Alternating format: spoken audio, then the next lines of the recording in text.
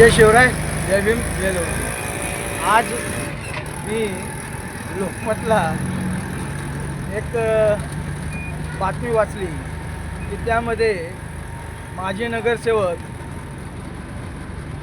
जे 6 वेळा नगरसेवक म्हणून निवडून आले असे माननीय नगरसेवक आबा बागुल यांनी विनंती केली की मला परत पक्षात घ्या. या आबा बागुलांनी लोकसभेला अशीच विनंती केली की मी लोकसभेला जर मला तिकीट दिलं तर मी भरघोस मतांनी निवडून येईल.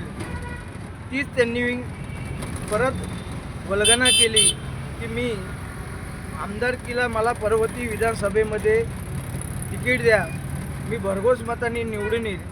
परंतु ती जागा महाविकास आघाडीला सौ अश्विनी नितीन कदमांना गेली.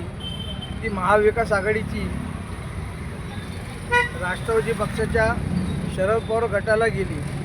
आम्ही सांगितलं होतं की ही महाविकास आघाडीची जागा आहे, ती काय काँग्रेस पक्षाला जाणार नाही.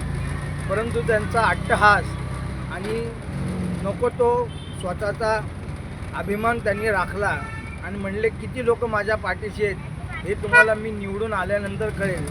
पण त्यांना 11,000चा टप्पासुद्धा गाठता आला नाही आणि त्यांनी वल्गना केली की मी माझ्या कार्यकर्त्यांच्या जीवावर ही निवडणूक लढवतो आहे आणि कार्यकर्त्यांना मोठं करण्यासाठी मी ही निवडणूक लढवतो आहे. कुठल्या कार्यकर्त्यांना तुम्ही मोठे करणार होता?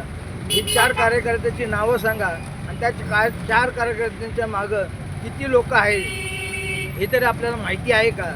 आणि आपण वल्गना करताय की मी कार्यकर्त्यासाठी परत पक्षात येतोय.